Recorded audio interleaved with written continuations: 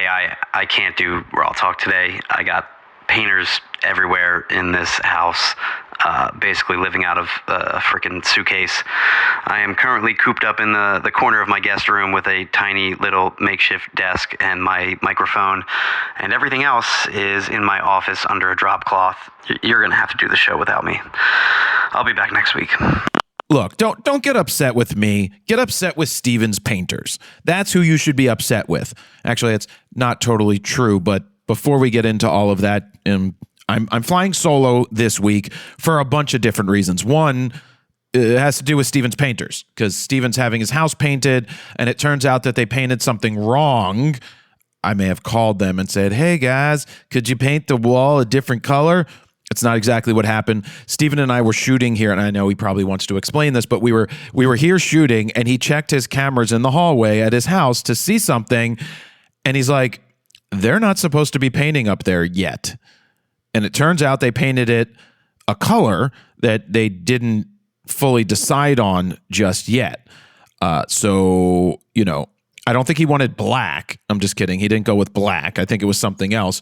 But then I don't know the end of the story to see if he decided to keep that color or not keep that color. But he had to be home to work with them today, but also work on some massive videos that we have coming out. One of the massive videos, which we'll talk about, and by we, I mean me, in more detail, is the Sigma 300 to 600. I got to talk about the R1 real world review, which already came out. But the Sigma 300 to 600 is 45 minutes long. And then we have a Z6 III user guide coming out that is almost 2 hours. So Steven is working on completing all of that, getting everything out there so that we can put it out into the world. I will talk more about that in just a minute. But yeah, Steven isn't on this week, so he has to focus on this other stuff. Now, I don't know if you're like me, but I listen to a podcast called Pivot, and I kind of hate when Scott Galloway, the co-host, is not on.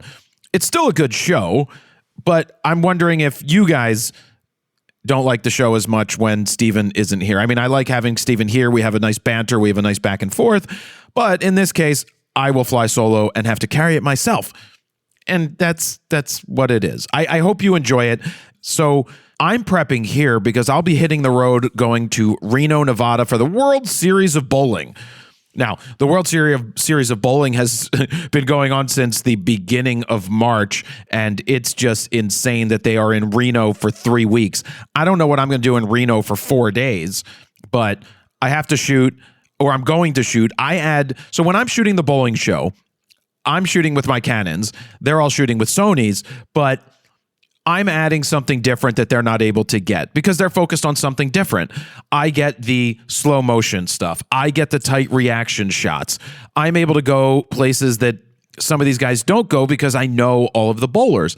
I'm also an executive producer on the show, and well, what that entails is making sure there's a great rapport with the bowlers so that you're able to get information that you can use for the show, not in a bad way, not in a nefarious way. Now, sometimes they give you some information and you want to then ask that question of somebody and it comes in handy, but it's really just about the rapport as an executive producer. But also I'm able to shoot, and there's nothing I want to do more than be there and shoot and not just stand around and be like, hey, someone do this, do that, when I can pick up a camera and I can do it myself.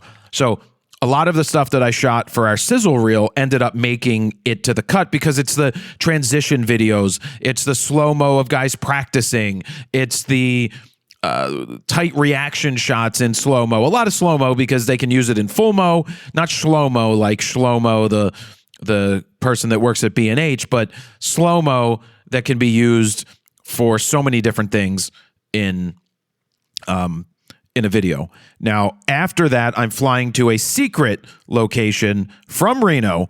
Actually, I go to fly to Phoenix. So I have a day in Phoenix. If anybody's in Phoenix on Sunday, the 23rd, I have a day in Phoenix. So I don't really want to shoot in Phoenix, but I want to see some cool stuff and I want to eat some food. I want to know where to go. So if you know where to go, you can text me. I don't even know the text line phone number, but the text line is is down below. Shit, where is my text line phone number again? How do I lose it? Is that it? 313-710-9729. That's the text line. It's actually a very good way to get in touch with Steven or I because there's only 2,000 or 2,500 people on that list. But yeah, if you know Phoenix, 313-710-9729.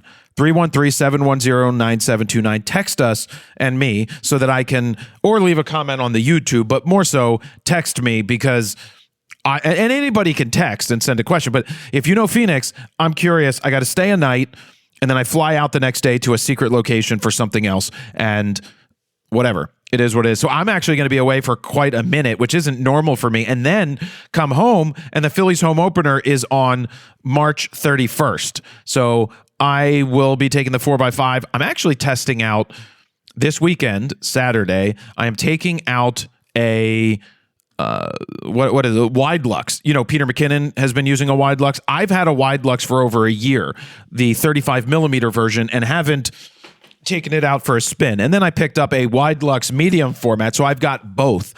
I think I want to add that, and by think, I'm going to add that to the arsenal of my bag. I will put that in my 4x5 bag so that I start the day doing 4x5 somewhere, like at a baseball game, and I get my portraits, and during the game, there's not much for me to get. But if I'm down on the field and I take a 4x5, there's no reason why I can't grab the Wide Luxes, or one of them, or maybe both of them. I don't know, whatever ends up working, and go ahead and take some of those film shots as well. I'm not a film guy, you know that, but I want to do unique stuff that isn't just 35 millimeter like my 4x5. Oh, and I do have something that happened with golf, and I'll bring that up in just a minute. So what am I talking about? I just got that out of the way. Hitting the road, we're going to talk about my R1 real world review. Going to talk about the Sigma review, talk about my trip with the golf, because we recorded this on a Tuesday last week, and then I still shot on Wednesday at the golf event at the Arnold Palmer International. I saw a photo. Oh, I could talk about this right now. I saw a photo of book 2 that they say is finished but not ready to ship to me from Italy. They sent me a picture of it, and I'm going to post that on the Kickstarter so people know that that's coming. Well, it's not coming yet. It's coming along is what we're talking about. I want to see the Swiss binding. Now, I hope they can get it here if it's done by Tuesday, because if not, I'm not back till basically April, which is annoying because I want to see it, and it's possible that the books start to ship fully on a ship in the end of March. And then that gets that here. Fuck, man. I mean, does it take 6 weeks on a boat? Then it's got to get to me. Geez, it's got to get here before Build, which is in New York City in June. But yeah, it's a process, and hopefully there's no tariffs on this stuff, because that would cost me a lot of money, because a tariff is a tax on us. Okay. But the way a tariff works is it's a tax. Say a car cost $80,000 and you put a 20% tariff on it, or whatever the price. Anyway, it goes up. It goes up in value. Not value. It goes up in price. Who pays that price? We do as the consumer. It's not that difficult to understand. All right, I'm not going to go too far down that rabbit hole. But the book is coming along. They have a final copy. I want to see the gutter because I did it in Swiss binding and I want to see it. So we got that. Canon care package I'm going to do next. That came here. We've got an upcoming review. Oh, so upcoming review of the 28 to 70 2.8 from Canon, the affordable one, but someone posted a review of it and I kind of want to read their review because there's some things I do not like about it. So we've got that. I want to talk about retro cameras because they're in the news with people wanting to see Canon do a retro camera. We're going to talk about the rumors, and that's it. That's what we got to do. But next week I'll be on the road for RAWtalk again, so I have to pack my bags. I have to take a smaller bag. Most of the flights that I'm taking are on a bigger plane, except for the one that I have to take from Reno to Phoenix, which is on an Embraer 175. So I might be taking a carry-on because I'll be away for a while. No, not a carry-on, a checked bag. I have to see about that. Anyway. Canon said they wanted to send me a care package, and I don't know what is in said care package because I just, cut the box open but didn't open it because I want to open it live for you guys. So let me grab this box.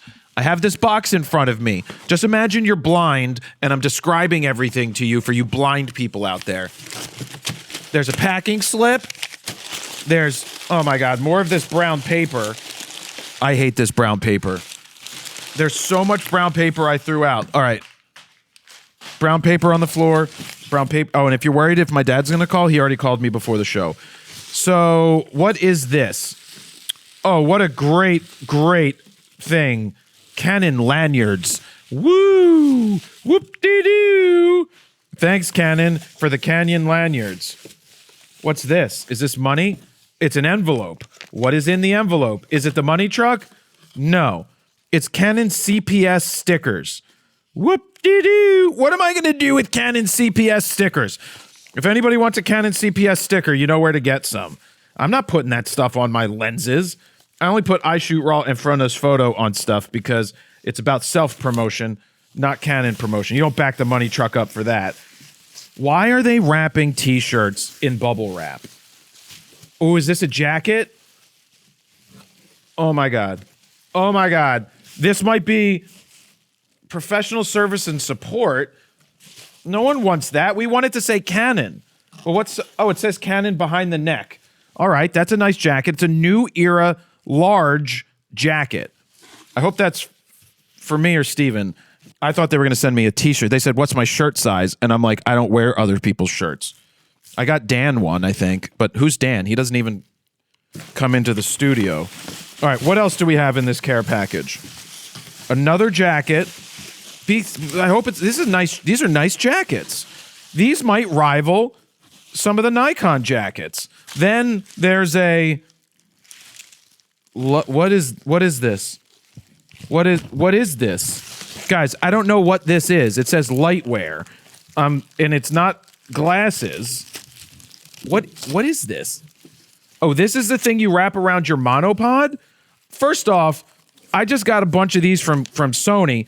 And Sony's are more like my old Diamondback bike, you know, on the handlebars. I guess at some point when we were kids, a kid must have gotten hurt hitting their face on a handlebar. So they decided that they had to put those handlebar protectors on there. This isn't even going to fit around my penis, let alone fit around my monopod. That's how thin it is. I mean, thick it is. CPS jacket or shirt. And there's a couple more at the bottom. I thought a care pack. Thanks, Canon. You guys are great. Now I got to clean up the floor after the show. So that's what came in the care packages. Some nice jackets, some nothings, and not much. Not really a good care package, but don't tell Canon I said so. All right, let's talk about the real-world review of the Canon R1, because we put that video out, and I saw a bunch of comments, and Steven saw a bunch of comments. People were like, we like this style of video. Jared is, it's different. We love this set. It's like, we've done like 20 videos on this set before. Similar set, at the old place, but we revamped it and remade it here. But yeah, I mean, it's interesting when people look at a video we do, and they're like, I want more of this. And you're like, but we've done a lot of this, and it's unfortunate that not everybody gets to see those videos because they don't just, send out notifications anymore on YouTube. Notifications that they send you don't even account for 3,000-4,000 views in a video, if that total. It's all recommended because it's about feeding videos out, which they try to do just like Tickety Talk. I also saw some comments. People like, we hate this video. It's the same thing that you always get. People love a video, and then the comment below it is, I hate the video. There's nothing you can really do about that. But we have made a lot of videos on that set. And also, I think it's a very, very good 6 month later review. It's not like, not a lot of people go back and review a camera properly over time. We all make those initial previews where we get hands-on for a couple days and we do some stuff. But a few years ago, started going back and being like 1 year later review because people want to know a year later, how does the camera actually hold up? And I have a lot more shooting under my belt by the time it's a year later. That way, it's not just shooting rocks or shooting snow or shooting a tree or nothing. I like to actually shoot real stuff. And I know I hammer that home. I get very defensive, not defensive, but I get perturbed when other people just don't shoot real shit. And I find like it's very important to shoot real stuff. Oh, and then someone sent a comment like, is it really real world if you weren't getting paid? It's like, well, technically I'm getting paid on YouTube, but technically go fuck yourself because I don't need to get paid. to go do a shoot. Like when I went and shot last week with the 300 to 600, and I shot the Mets, I shot an airboat with birds, and I photographed Ken Griffey Jr. and Tony is it Tony Finau?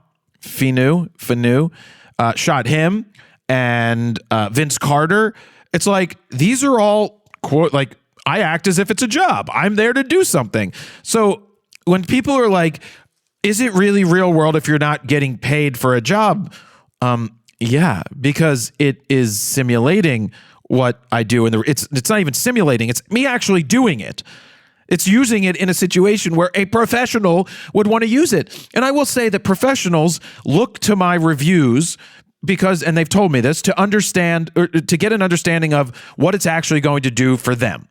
Right? It's not some bullshit from someone who's not really a photographer and they're a YouTuber who makes videos. They understand that I make videos, but I'm a photographer first who so happens to make YouTube videos, and I want to do the best damn job that I can. And so these 6 months later, these 1 year later, they're good for getting new views, but they're also good for showcasing all of the images that I've been able to capture over the 6 months or the last year with a new camera. So I could give my thoughts about it even further than the initial preview. We got to do the initial stuff because people want to hear what we have to say right off the bat. And then for the more important ones, we come back and do these long form or these longer term reviews later. And they're very important to what we do. Now, what's also important to what we do are the reviews and user guides. Steven is working his ass off to get the 300 to 600 review done. I somehow talked for quite a while, and the video is 45 minutes right now. The review is 45 minutes. Would I prefer a 12 to 15-minute review? The answer to that is yes. It's probably why 7 to 12-minute reviews do really well for other channels. Like MKBHD doesn't really go over 15 minutes on his main channel, but I want to go deeper. I mean, I think this lens like this, which is a $6,000 purchase that I do call budget friendly, by the way, because it is budget friendly when you consider that it's a 300 to 600 and a 600 millimeter is like $12,000 or $13,000. A 400 2.8 is up there at $12,000 or $13,000. So yes, $6,000 gives you a 3, 4, 5, 600 millimeter, and everywhere in between. I consider that to be budget. Now, it's a long video because I did a lot of shooting. As you know, I shot here in Philly 2 different things, and I shot 3 different things when I was away in Orlando, and really put it through its paces. The gist of it that you're going to see is that it's a very competent lens. I had some issues with certain things. I figured out what the downsides and the trade-offs are that you have to deal with if you go with this lens over a native prime 400 or 600 or 300. There are considerations that pros will need to take with something like this. And you'll see in the review that the biggest one is the focus tracking when zooming. You cannot zoom and have your finger press halfway down on the button to have it autofocus. It will stop autofocusing because you can't zoom and focus at the same time. Is it a deal breaker? No. So if I was at 600 millimeters and I'm tracking a subject, I'm staying at 600 millimeters until I need to recompose and resume, and then I lift my finger and then I have to reacquire the subject. So there's something you need to do. I will say that there was a soccer player running towards me, 600 millimeters, banged out 129 images, and only 12 of the 129 were questionable. I think only 2 were really out of focus, and 12 were like, on a social media, you would never know the difference, but just 12 were not perfectly perfect. The other 100 and what's that? 12, 129, 119, 117. The other 117 were great. So there's a lot that I talked about in that review, and we'll get it out as soon as possible. We'll probably be one of the first to do it, but I think some other channel might do a shorter one or just not as comprehensive. I think it's important that this review gets super comprehensive because it's a $6,000 purchase, and amateurs want to know about it and pros want to know about it. So that's why I shared that information, and we're taking a while to do it. The other video that Steven has to finalize is a Z6 III user guide. Now, it's almost 2 hours long. User guides take a while. They do take a while. I really want to make my next user guide, the one that we make about photography, that is for the masses, to educate them on the fundamentals of photography as they get updated in the 2025 era, right? Now that we're mirrorless, my old one was a DSLR user guide, video guide, and I will include that old one in the new one just in case someone's shooting a DSLR. But I want to update it for the mirrorless world, and I want to make it so that it's for beginners, amateurs, advanced amateurs. It's not really for pros unless you just want to support the channel, because one of the things that you can do to support the channel, because it's free, is you can purchase presets, or you could purchase these video guides when they do come out. And so I've been saying it for years. I just need to commit the time, and Steven and I need to focus on it, film what we film, get it edited, maybe bring a different editor in to work on that, and then get that out into the world, because that is a product that will sell for years. And that goes hand in hand with a user guide, right? It's a 2-hour guide that we could be selling, that plenty of people would buy, be like, hey, this is $10.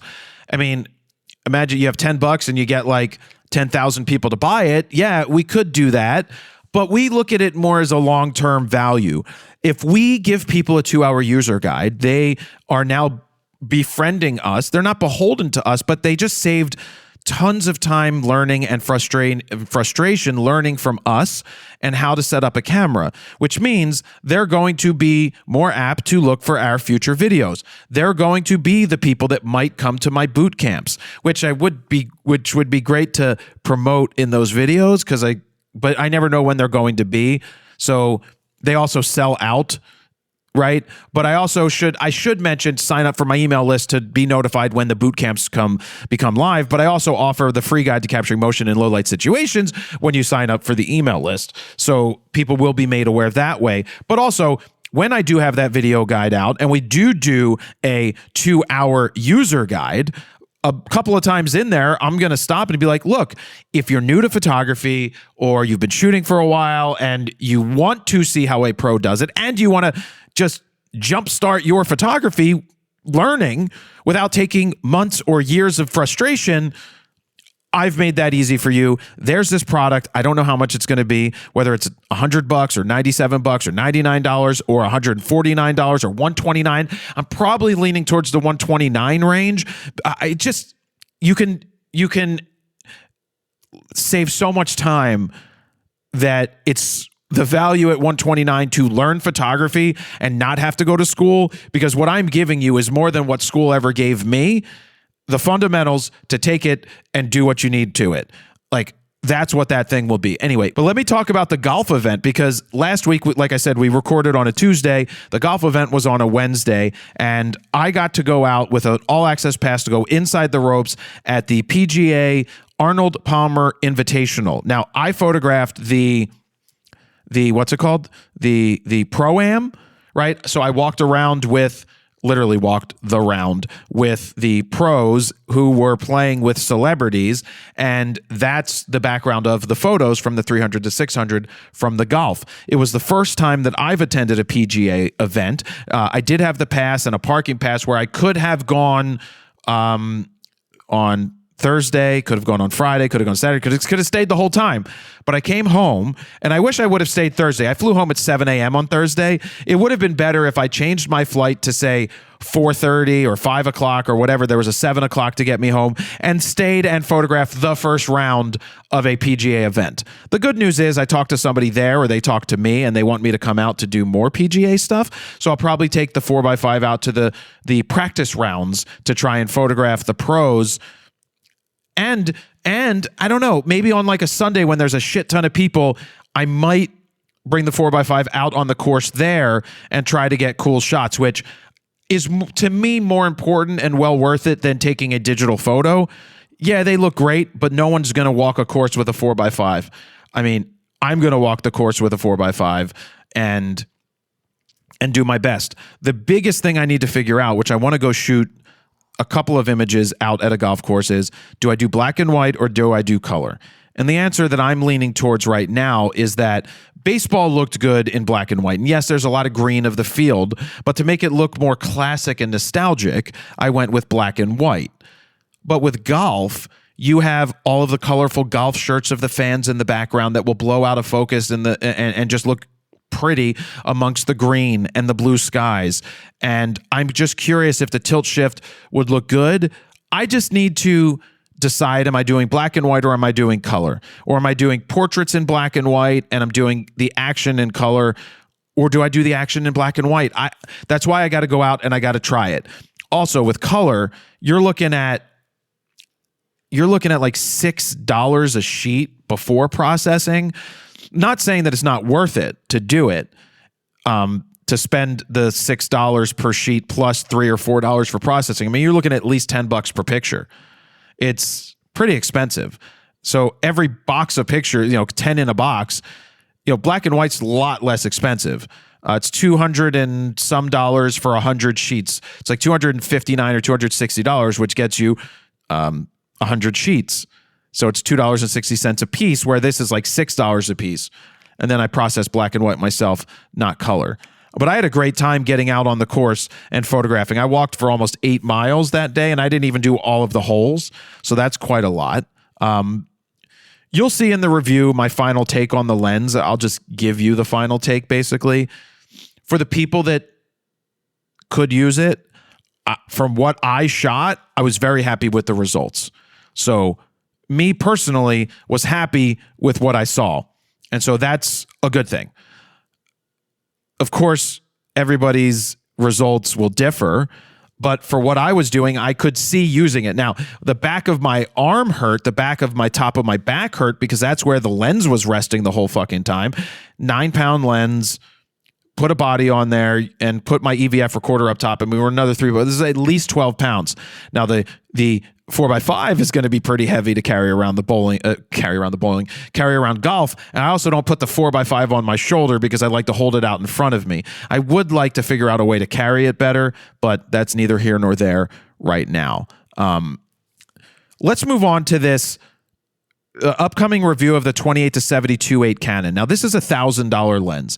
It's a inexpensive third-party style lens that Canon did themselves natively for RF, which means there's no restrictions like the 15 frames per second that you'll get with the 300-600 on the Sony, because Sony has a restriction to not unlock that.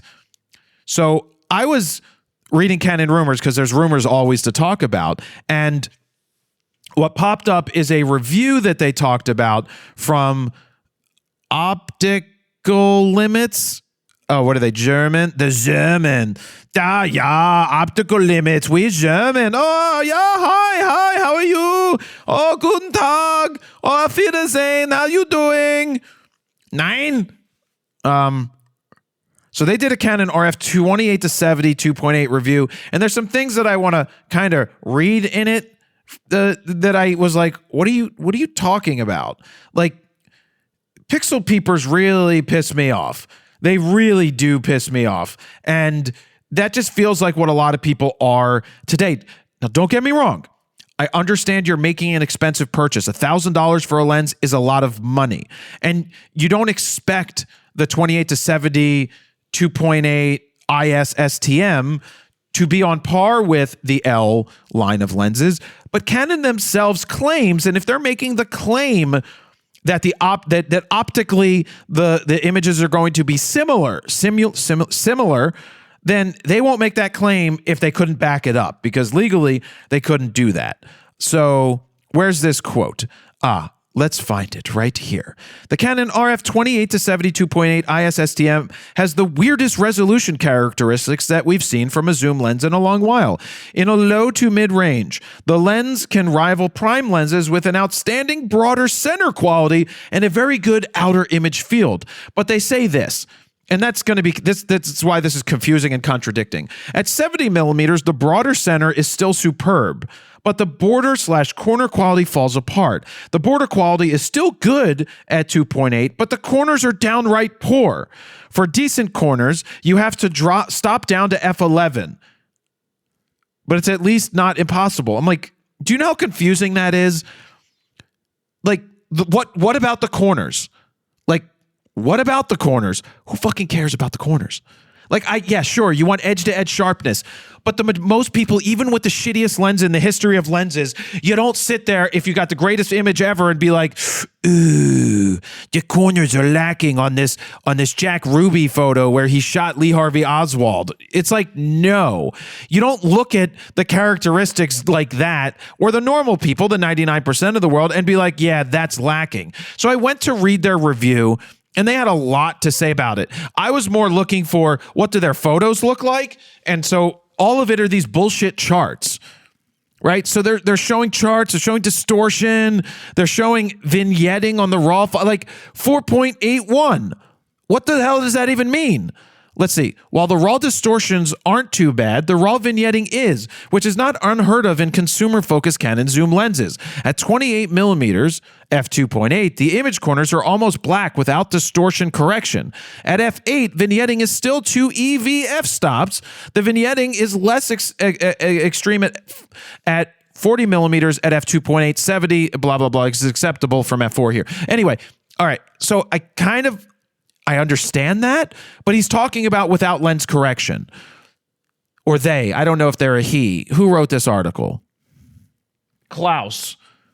Yeah, Klaus. My name's Klaus. I'm Klaus. Hey, how you doing? Wait, that's not how Klaus sounds. Anyway, I don't know Klaus. But why is this misleading? Because someone's going to read this and they're going to go down the rabbit hole of all these bullshit charts. And these charts are, please note, the MFT results are not directly comparable across the different systems. I don't care about MFT charts. And the majority of you don't even know what MFT charts are. I don't care about the fall off in the corners. I don't care that you shoot like, what's this test that they did? LOCAS, aka bokeh fringing, aka axial CA, is a color fringing effect on the Z-axis. It shows up with a purplish tint in the front of the focus point and in general greenish tint behind, and it's nearly impossible to fully correct for. The Canon 28-70 produces some color fringing at 2.8, as you can see below. However, it's mostly gone at f4. I don't care. I'm shooting at 2.8. They're also literally shooting a macro shot where I can't tell the fucking difference. Who cares that the out of focus, the blur? I don't care. The everyday people buying this lens want to save money, and it's $1,000, and it's sharp throughout, in my opinion, without pixel peeping into the corners. And when you start talking about edge, you start talking about the vignetting in the corners, most camera manufacturers today are designing lenses to be corrected with lens correction. So when you're looking through the lens, through the camera, it's automatically showing you what it would look like corrected. For example, the 10-20 Canon f4 is wider than 10 millimeters, uncorrected. It's like 9.5 millimeters. It's almost a fisheye. But when it's corrected, it's 10 millimeters, right? Which is what you see in the camera. So you're not losing anything. It's correcting for the vignetting. The 11-24 f4 back in the day, most of the lenses, there was no lens correction. They had to get it right in the optics in the camera for DSLRs because you didn't correct that stuff after easily.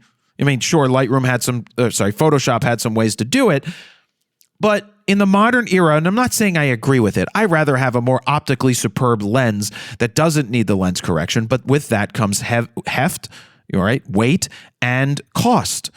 And so to sit there and say that when the lens correction isn't on, that the vignetting is bad, well, yeah. Same thing on Canon, Nikon, Sony without lens correction. Personally, lens correction for me really just fixes whatever that pin cushioning is. It just stretches out a thing, just the image just a little bit, which then makes things look straighter. Like people just look slightly better. But if you didn't see the before and the after, you would never know the difference. I personally don't like what Canon does with the lens correction for the vignetting. It over brightens the corners, in my opinion. It overdoes it. So what I do when I click lens correction is I dial down, for example, 100 is where the lens correction, it puts 0 vignetting on it. I go the other way. I go to 26. I take it down because I want to bring vignetting back. I'm bringing vignetting back. I'm going to get a hat that's red that says, make vignetting great again. But that's reading these, and then there's another one. Let's see. The rendering quality in the focus transition zoom is a bit meh, unfortunately. The more critical background blur is nervous. I don't know what that means. Maybe that's a German thing. Shown to the left below, the foreground blur to the right is very smooth. I don't care. You're zoomed in 8 billion times. Now, they did take 13 sample photos at a warehouse, of a fire hose, of an empty warehouse, which is fine. But these I would not consider real. I wouldn't consider this real. I consider these just going out and taking snapshots. So technically, yes, it's real world, but it's not like an assignment because it's not like the greatest photos ever. They are general pictures that they took trying to get their testing. So there's some cool ones in here, I guess. But if you're going to shoot, for example, a warehouse, why would you not line yourself up exactly in the middle and do a symmetrical image left to right? Like, you can look at these images. It's called opticallimits.com, and you want to look for the Canon RF 28-70 f2.8 lens review that they did. I'm sure I just don't like reviews that focus 99.9% on charts and bullshit and not actually shooting images. I will beat that horse until the day that horse dies, but I'm all about actually using it, and pros don't care. Pros aren't sitting there looking at edge sharpness when they're taking those pictures of the president or anybody else. They are just getting the job to capture the image. And like I said earlier, I understand people spend a lot of money, but a 28-70 that's $1,000 versus a 24-70 2.8 that is $2,000, $2,200 or $2,300 from Canon. If you could save the money and you're not a full-time professional, it doesn't even matter. But even if you're a full-time professional, I could use that lens. I could use a 28-70 2.8. I use a 28-70 f2 that's $3,000 and 3 pounds. It's a heavy lens. You're paying $1,000 a pound. So the range works. The quality is fine. It doesn't come with a lens hood, which I think is so stupid that Canon doesn't include a lens hood. But I'm happy with the results that I got. I didn't sit there and shoot pictures and be like, yeah, man, I wish I had the other lens because this isn't cutting it. No one would know. They'll never know. If I just gave someone that picture that was taken with a 28-70 2.8 STM non-L lens, they wouldn't know. They're not going to sit there and pixel peep to the nth degree and be like, ooh, yeah, corner sharpness is off. Anyway, I beat that dead horse. I really just beat that dead horse quite a bit. Let's move into retro camera talk, because there's a lot of talk about retro cameras and what they should be. And Steven disagrees with me, and he's not here to disagree with me on it, so I'll just give you kind of his input on a retro style camera. But we've seen this movement for retro. Like Nikon did the DF. That was a retro-style DSLR with a D4 sensor. It was a nice camera, but it had the dials. It looked like a retro camera, but in a modern DSLR. We could say that Leica does stuff like this, whether you like it or not. Leica does it. They do things where they strip away the LCD screen and make it just analog, even though it's digital. They give it that feel that you just have to shoot or connect to your phone in order to make menu changes, and they do look more retro.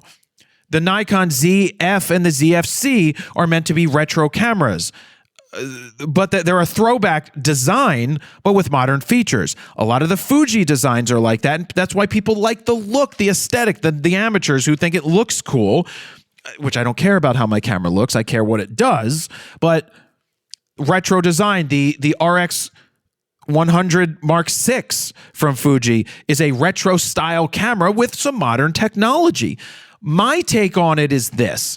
People are calling for a Canon AE1 retro style camera. It's just people call for this stuff, but there's not a huge market. I differ in in thoughts with Steven, because I feel that a retro camera should be retro in what it offers. And I'm not talking about making a film camera. I'm saying that if you're going to offer a digital camera that's an AE1 style from Canon, that's coming up on their 50th anniversary. It's a it's a mirror. Wow. So many words that I've gone by. It's a SLR, a single lens reflex camera from way back in the day that was super popular and sold a ton. It's fully manual. I'm sure it has aperture priority. Maybe it has, no, it doesn't have shutter priority because they wouldn't have automatically changed the aperture, but you could set the aperture and then it would set the shutter speed digitally. You have that based off of your ISO. Now, that is a retro camera with a winder. I am of the school of thought that if you go retro and you want to go digital, put the full frame sensor in there, make me have to wind the winder every single time I take a picture. I don't want the ease of being able to take, well, you could shoot 40 frames electronic like Sony's A7CR or A7C2, which are some of the best cameras best compact cameras ever. They could make that look retro and give you all that, but they don't need to. Those cameras are fantastic. But I'm strictly talking about a retro design. Make it do the basic fundamentals of photography. It has your aperture dial, your aperture ring around a lens. It has aperture priority. It has program mode, which I'll probably never use, but you have the ISO thing where you only are limited to, I'd say, maybe they won't do 64. So we'll say 100, 200, 400, and 800 is like the max that they should let you do. But with a modern mirrorless camera, okay, you could take the ISO up a little higher. But what I don't want to see are video features. I want to see the basic features. I don't want to see, yes, you can have the autofocus that you could, of course, turn off. I'm talking about limiting what you can do, right? Does it need dual pixel AF2? Probably not, but because we're not worried about lock-on tracking here. But whatever, just some minor modern flourishes, but I don't think it should have every single bell and whistle ever. Now, on the flip side, if they want to make it like that and have a winder and have every single bell and whistle, but allow me to just simply turn it off easily, then I'd be for it. Steven, on the flip side, wants every single bell and whistle, but in a more, not a more modern, but in a retro design camera. So he wants all the modern features, but with the retro design. That's his choice. That's what he likes. I just don't know that there's a market for too many $2,000 AE1, EOS AE1, whatever, digital, right? Retro throwback. I just don't think there's a huge market. Now, some people might say that Nikon has done very well with their ZF, which I don't know that. I don't know the numbers. I don't think they know the numbers either. So it's hard to quantify or validate those claims. But Nikon seems to like it, I guess. I hate the way the camera feels in your hands because it feels like you're going to drop it unless you spend more money on a grip. But that's my take on retro. Give me the winder. Even at the end of 36 shots. See, that would be cool. What did I just run over? I just ran over the bubble wrap. Oh my God. Oh my God, I'm running over bubble wrap. Oh my God, Canon bubble wrap. That scared me. That's from all the welcome package or the care package with Canon. I wish the Canon jacket said Canon on them and not CPS, but beggars can't be choosers. I'm not a beggar. I'm an influencer. I am more important than anybody in this world. That's not an influence. I'm just kidding. Where was I? Nikon with their ZF and the retro style thing. I just don't know what the market is. I don't have the numbers. If I had education on those numbers, then I could be like, oh, all right, maybe they make it. Oh, I know what I was saying. The wind feature. I would like the option in a retro style mirrorless camera because we're not going to put a mirror in it and an OVF, optical viewfinder. My retro camera would not have an LCD screen on it, right? If I was designing the Canon retro camera, let me get back to the winder in a second. It would have a winder for every time you take a picture, you got to wind it. After 36 pictures, well, you could set it to 12, 24, or 36. After every 36 pictures, you have to rewind the film, which means you have to press a button on the bottom and you have to wind it until it clicks, and then you're basically starting a fresh roll after that. I kind of like that. You want to make it fun? Do that. That's what I would see. So no LCD, but you do have an EVF. The EVF, you could put a menu in there to change settings, or you might have to connect modernly with a Wi-Fi to your app to change settings there or transmit images that way. And you can review the images maybe in the EVF just to get exposure and stuff closer, like fine, but that's stripped down. That's what I want to see. I want you to wind every time you take a picture, and I'm not saying you shoot fully manual. I would like autofocus, but hey, if you really want to get creative and you really want to strike it down, then make it fully manual. I don't care. Throw a lens on there, come out with these manual lenses that are less expensive to make, and make it fully manual. If I really am going all in on retro, then do that. Then just do that. Just something a little different. All right, that's my take. I'm curious as what your take is. You could leave a comment on YouTube. You could leave a comment, I guess, on iTunes. You could leave a comment on Spotify under the episode. Still not sure how you actually do that, but you can. So that's my retro take. I am curious to hear what your retro take is. So there were rumors this week from Canon and Nikon, and I'm sure other people, but I'm going to talk about the rumor of a Canon RV. I missed this in photo news, in my photo news where I just talked about the rumor that were they actually going to make like an RV, right? Like a Winnebago, and possibly two cameras, the RV and an R50V, which is interesting. They showed a purported leaked image of the RV, and it looks like a smaller interchangeable lens camera that I hope has at least an APS-C sensor, or maybe it's a full frame version. That would be pretty cool if they had a full frame, because it seems like Canon is looking to get into that consumer video side where Sony has the ZV line, Canon will have this V line, and try to compete. So it looked like there was a mic jack. It looked like it had a flip out rotatable screen. It was white. I'm sure you'll probably be able to get it in black. I don't know why they do two different colors. I guess it's a fashion statement at that point. And it looked like it had an EVF. So unless this has a smaller sensor like the the V1 that Nikon just announced in Japan, if they use the same sensor but make it interchangeable, I'm not happy with that. I don't like a micro four thirds-ish style size sensor personally. But maybe like the R50V would be a crop sensor, or maybe it's just one camera. We'll have to wait and see. That is what those rumors are. And Canon rumors also talked about potential new lenses, replacement of the 400 and 600 2.8s. Now, you might be saying, well, aren't they new? Well, no, they're 5-6 years old. Actually, they're roughly 4 years old. They're not. Actually, no, they're longer, because when they came out, I think we were on like the EOS R-ish. So we're like 6 years into the 400 2.8s. Wait, when did they release that? Maybe they released that with the R3. I'm getting confused here. I don't know exactly when. But what I'm getting at is the 400 and the 600, currently the RF versions, are literally just the EF version 3s with the lens adapter, the EF to RF adapter attached to it. They said you might get faster focusing speed, but focusing speed, I use the version 3 400 2.8 and 600 f4s adapted to my cameras because I don't have the RF versions from Canon. Thanks, Fun to Photographer, for hooking me up with those, because we have those to give away, which I've done. But optically, those lenses are superb and fantastic. So those lenses were out for EF. They were only like 2 years old when mirrorless got announced, and then a year or so later, they came out with the RF version. But this is saying that there's new optical formulas coming. So maybe that means it's going to be slightly lighter and sharper and faster focusing. That would be incredible to see new 400s and 600s. Now, not for the people that own 400s and 600s who might need to replace them, but shit, the version 3s, amazing. The RF versions, same exact the version 3, just no adapter needed. Those are amazing. So will we see those?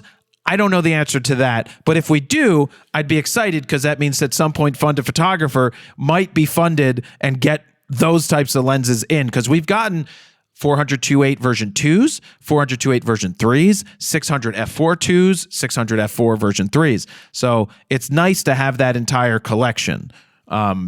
The other rumor that they're talking about is potentially the replacement of the 28-70 f2, which came out at the launch of the mirrorless world for Canon. Mirrorless full frame, I should add, when they came out with the EOS R, which was a Hawaii trip. I remember back in the day, we had to go to Hawaii for that one, and we did some hands-on, and Steven had to stay in his room and do work while I went and swam in the pool. I remember that. You can go all the way back to watch our EOS R hands-on preview, which did really well. It's a really good video. Steven did a lot of hard work there on location to make it good. So the rumor right now that they're saying is that there might be, instead of a 28-70 f2 version 2, a 24-70 f2 that still shaves off weight but gives you a 24. Now, mind you, Sony just came out with a 28-70 f2 a matter of months ago, and that's a superb lens. It's 33 or so % lighter than the 28-70 f2. I would be more than happy to take a heavier 24-70 f2 than the current 28-70 Sony. I would like if they could shave off some weight and still give us a 24-70 f2 that isn't the lightest in the world, but is lighter than the 3 pounds of the 28-70 f2. That would be great. But if it's the same weight as a 28-70 f2, I'm not going to be upset because I'm gaining that 24 millimeters. Not a big deal breaker because I've been doing it 28-70. And of course, sometimes I want that 24, but I have to step back.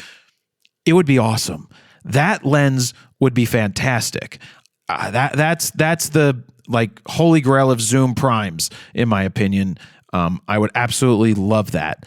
Now, that puts a rest to those rumors from Canon. There is now a rumor that Nikon is getting ready to release a Z5 II. It's been a long while since the Z5 came out into the world. I had a preview of that at my desk, and I think I went and shot it. I don't even recall. I watched the preview. It didn't look like I shot it. But that is a fun little camera. Why is that a fun little camera? Because it feels great in the hands. It's a smaller camera, but very similar in specs to the Z6 II.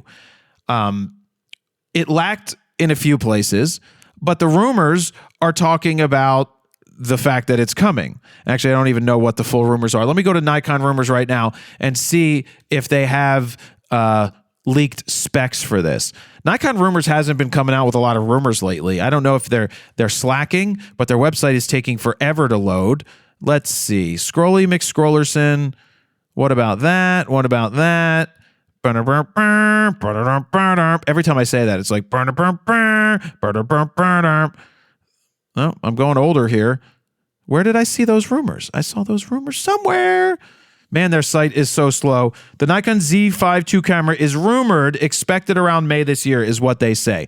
So let's see what specs they might have. God, is their site slow? Why is Nikon rumor site so slow? It says the Nikon Z5 II camera is rumored, expected to be announced around May this year. Of course, the release time can change, but this is what I have for now.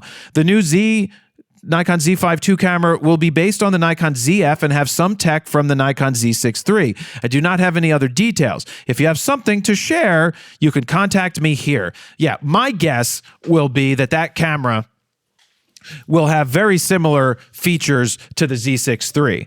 The Z6 III has a partially stacked sensor, which is new. I would find it hard to believe that they would put that partially stacked sensor in a Z5 II. I just don't think they'll do it, but I do think you might see the autofocus from a Z6 III because that's what they've been trickling down from the Z9 to the Z8. It's a very competent autofocus in the Z6 III, and the Z5 II would be a very nice little camera. It really would. Image quality from Nikon is great. They had image stabilization in the Z5. They had 2 card slots in the Z5. The only problem was it was a Nikon. And beyond image quality, the autofocus was just garbage. But for someone looking to get into the world, that was like a $1,300 or $1,400 body to go full frame. Very competent, very good little camera right there. So I do expect that if this camera is coming in May, that it's going to be a solid little offering with nice updates that Nikon has offered. It better keep the EVF. If it doesn't have an EVF, then we have a problem. But I think Nikon is going to tool along, struggle along. I think they're going to be a low end, not a low end, but they're not going to compete like they used to compete for the market with Canon and Sony. I just don't think they're coming back anytime soon. Even with the buying of Red, which was only 80 million, which means nobody really wanted them. I still think they'll tool along and they'll keep releasing stuff. But I will say that people are a friend of mine is increasingly more upset with Nikon all the time. He runs into issues with his cameras, and now he uses them a lot, and he has full setup of Nikon, and so do some of his other photographers. But when he runs into a problem with something that shouldn't happen, something stops working that shouldn't stop working, and it's like a $600 fix, or he can't talk to anybody at NPS to get any information from them, or to get loaners, that professional side of Nikon has fallen apart, which leads me just to say that yes, people shoot Nikon professionally. A lot of wildlife photographers shoot Nikon professionally, or just shoot Nikon in general as wildlife photographers. I just feel like a lot of the pros that shoot sports and a lot of other things have jumped ship a long time ago and continue to jump ship because the support isn't there. The support that used to be there, where you make a phone call or you drop an email and you have a lens the next day, isn't the same. They just don't have the capacity to do it. So whatever that means, but the rumor is that a Nikon Z5 II is on the way. If I do get my hands on one, when it's announced, I will, of course, do a video on it, see what I think about it. But hey, it's a type of camera that I would use for my video guide, coming back to my video guide. The reason that I'm going to shoot Nikon in my video guide is because we can record the EVF and you can watch as my exposure changes. You can watch as my focus points change. I'm not going to shoot like the Z9 and be like, I'm shooting at 20 frames per second or blah, blah, blah. I might teach people how to use pre-capture, potentially, because that's a modern thing that will be in cameras. But just because I use the Nikon, it's only because I can record the electronic viewfinder for educational and teaching purposes and give you all of the details and information. Like, it's so good when I do those photo shoots where I use an EVF and I could teach, and it could be like, do you see how my exposure is off, but I did this to correct it? It's taking you literally into the camera to see exactly what I see.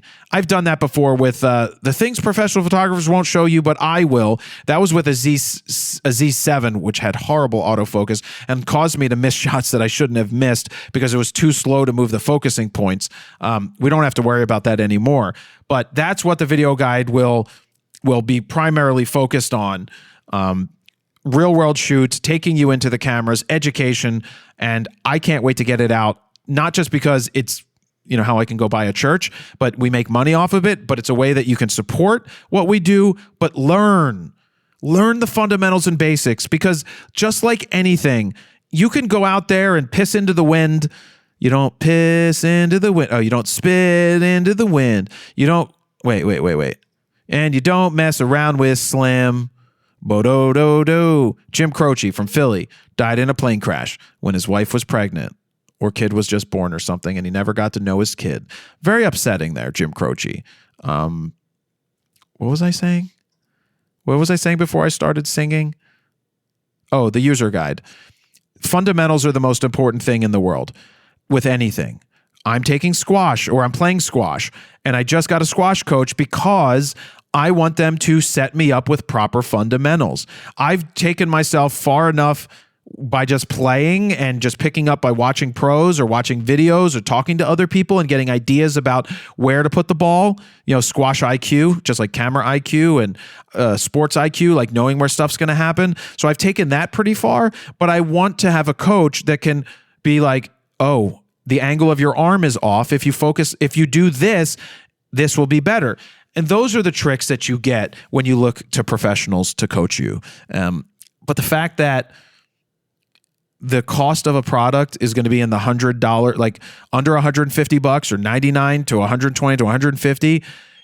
Oh my God, is that going to it's going to make some people a lot of money because they're going to learn and they're like want to take it to the next level and make money as a photographer. It's going to get people to get great pictures of their kids as they grow up, better snapshots. More importantly, if someone's going on safari, you'll want to take a real camera. I am so tired of seeing people go on these once in a lifetime trips for them and taking a cell phone as their camera. Invest in a real camera. Stop sharing a shitty fucking cell phone photo and be like, isn't this great? There's a lion. And I'm like, where? Where's the lion? Or if they use like the digital zoom, you're like, cool. This sucks. Great. You're on a safari and you took shitty photos. All right, I'm going to leave that there. Next week, I will be on the road, hopefully, survived wherever I'm going, be on the road. The next 2 weeks, I should be on the road doing Raw Talk from wherever I am. I can't wait to tell you where I'll be for the 2 weeks from now, Raw Talk. So tune in for that. That's going to be kind of cool. I'll be able to do that. It's going to be a time difference where I am, but I'll have to coordinate that with Steven, but it's going to be good because I'll be on the road and in a really cool place. Hopefully. I always say hopefully because you never know. You never know. But anyway, this is Raw Talk episode 142. Text me 313-710-9729. If you got this far, text me. I'll give away a free preset pack to someone who texts into the show and says, I got this far in episode 142, right? You could just say, I got this far 142, just so I know you don't have to type all that stuff out. But text me. I'll do a giveaway if you got this far. I'll give away a preset pack to someone randomly who texts in. Not in the comment section though, in the thing. But if you did, also comment and say, I got this far in that thing too, just so I know that you got that far. That's where I'm going to leave it, guys. Episode 142. Thank you very much for listening. Jared Polin. Oh, Steven will be back. Okay. Jared Polin, FronosPhoto.com. See ya.